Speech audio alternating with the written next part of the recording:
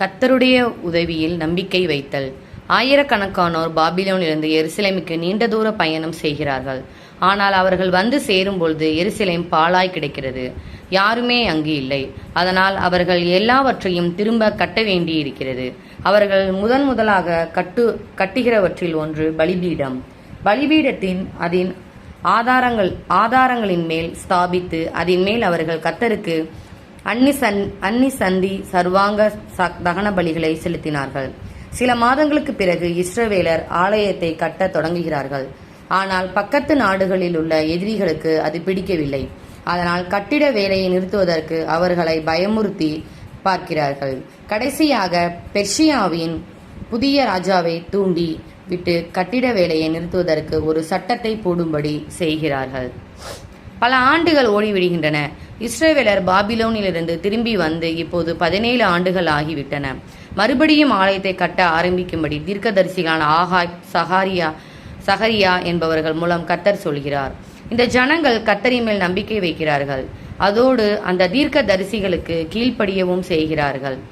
கட்டக்கூடாது என்று சட்டம் சொல்லுகிற போதிலும் அவர்கள் திரும்ப கட்டத் தொடங்குகிறார்கள். அப்போது தத்னாய் என்ற பெர்ஷிய அதிகாரி அங்கு வந்து ஆலயத்தை கட்ட அவர்களுக்கு என்ன உரிமை இருக்கிறது என்று கேள்வி கேட்கிறான்.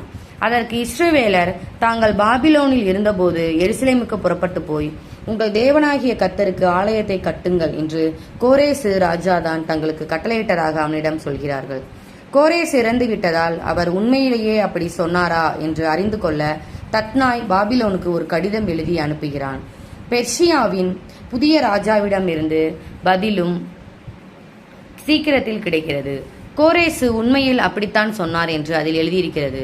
அது மட்டுமல்ல, இஸ்ரவேலர் தங்கள் கர்த்தருடைய ஆலயத்தை கட்டட்டும், அவர்களுக்கு உதவி செய்யும்படி நான் உனக்கு கட்டளையிடுகிறேன் என்று அதில் எழுதியிருக்கிறது.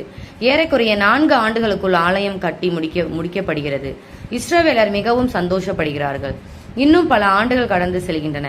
இப்போது ஆலயம் கட்டி முடிக்கப்பட்டு ஏறக்குறைய 48 ஆண்டுகள் கடந்து விட்டன. எருசலேமில் உள்ள மக்கள் ஏழைகளாக இருக்கிறார்கள். நகரமும் கர்த்தருடைய ஆலயமும் பார்ப்பதற்கு அழகாக இல்லை. பாபிலோனில் இருக்கும் இஸ்ரவேலரான எஸ்ரா என்பவர் கர்த்தருடைய ஆலயத்தை சரி செய்ய வேண்டியிருப்பதை பற்றி கேள்விப்படுகிறார்கள். கேள்விப்பட்டதும் என்ன செய்கிறார்கள் தெரியுமா? பெர்சிய ராஜாவான அர்தஷ்டாஷாவை பார்க்க போகிறார்கள். இந்த ராஜா நல்லவராக இருக்கிறார். இந்த எருசலேமுக்கு எடுத்து போக எஸ்ராக்கு நிறைய பரிசு பொருட்களை கொடுத்து அனுப்புகிறார்.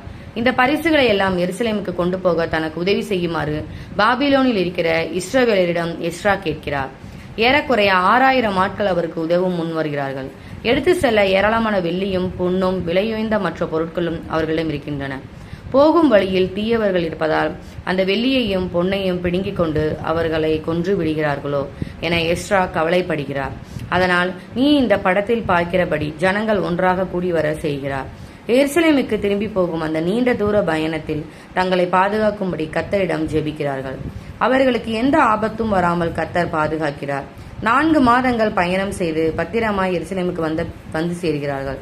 தம்மீது நம்பிக்கை வைத்து உதவி கேட்டவர்களை கர்த்தர் பாதுகாப்பார் என்று இது காட்டுகிறது அல்லவா? ஆமாம்.